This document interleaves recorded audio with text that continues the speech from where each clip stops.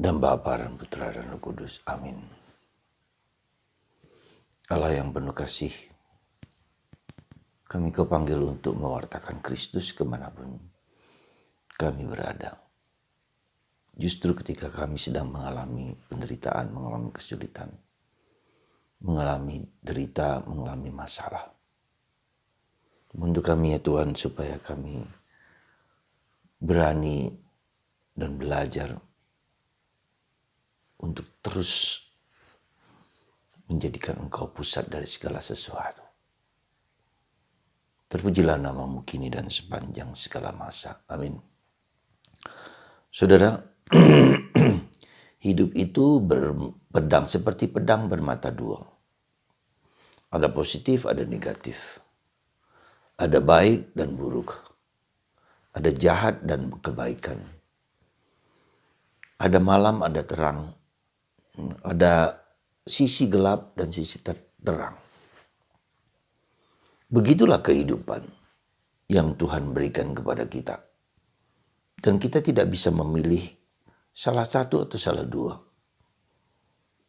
Tetapi berada dalam situasi di mana kita harus secara pilihan, secara jelas untuk melihat kedua sisi ini dengan lebih baik. Bacaan pertama hari ini berkisah tentang para rasul yang semakin dianiaya.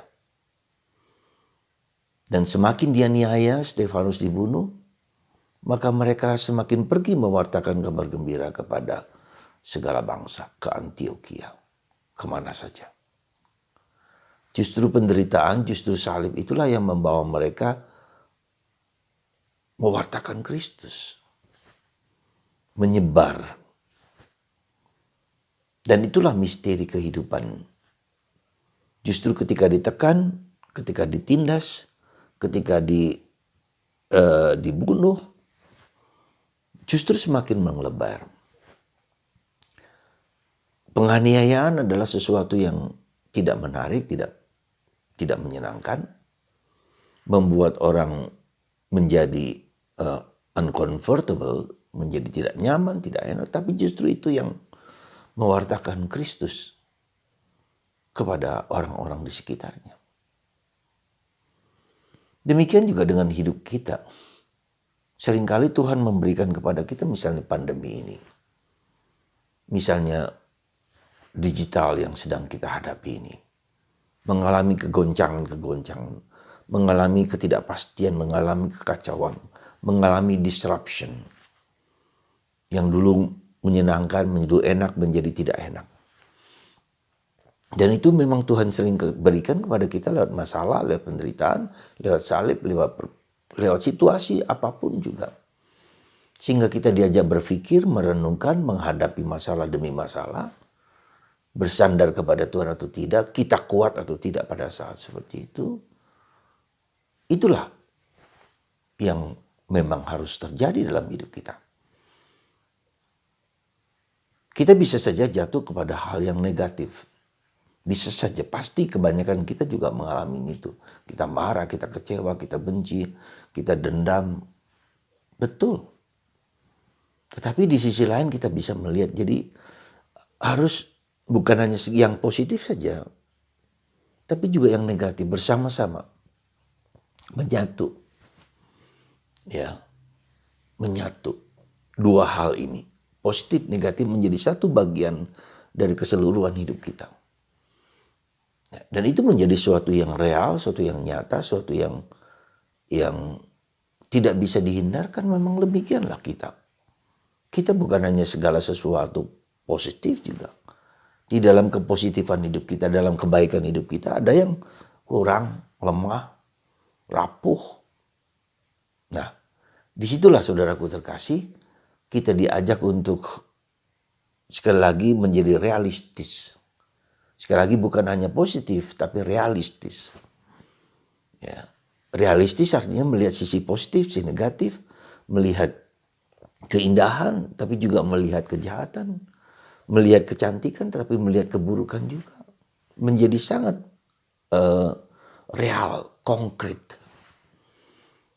Ya. Dan itulah terjadi pada para rasul sehingga mereka kita bisa melihat kita menjadi Katolik sekarang karena jasa-jasa mereka yang mewartakan Kristus ke Antioquia lalu ke Eropa nanti menyebar kemana-mana dari sana ya lewat mungkin juga lewat penderitaan, lewat kesulitan, lewat perang ya seperti itu yang terjadi dalam diri kita dalam melihat sesuatu yang kehidupan kita yang real dan konkret itu. Jadi para saudaraku terkasih dalam Kristus, semoga kita mampu dan dimampukan untuk melihat karya Tuhan di dalam kehidupan kita sehari-hari. Di dalam situasi-situasi yang berat sekalipun dalam diri kita. Mari kita juga mencoba melihat sampah-sampah penderitaan yang kita hadapi itu dengan kacamata yang lebih luas. Dan itu juga yang ditunjukkan oleh Kristus dengan peristiwa Yesus Paskah itu. Penderitaan dan salib, tapi kebangkitan. Ya. Dua sisi yang selalu menyatu dalam diri kita. Dan di situ Tuhan bekerja, berkarya. Bapa dan aku adalah satu. Ya. Allah juga menyatu dalam diri kita. Menyatu dalam realitas kita. Tuhan mengubah hidup kita lewat penderitaan, lewat salib, lewat kebaikan, lewat kebrengsekan, lewat situasi di kita, pengalaman-pengalaman pahit yang kita alami. Saudaraku terkasih, mari dalam masa Paskah ini kita tidak boleh lari, tidak boleh pergi, tidak boleh menghindar dari kenyataan yang kita hadapi sekarang.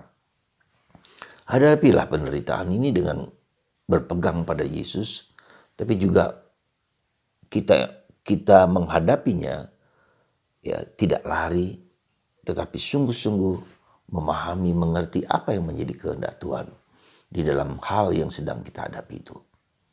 Apapun juga. Dan itu bukanlah yang gampang. Semoga Anda dan saya dan kita semua berani menghadapi kehidupan, berani menghadapi kesulitan apapun dengan penuh iman dan kasih. Tuhan memberkati Anda, memberkati kita semua. Dalam nama dan kuasa Allah Tritunggal Maha Kudus, Bapa, Putra, dan Roh Kudus. Amin.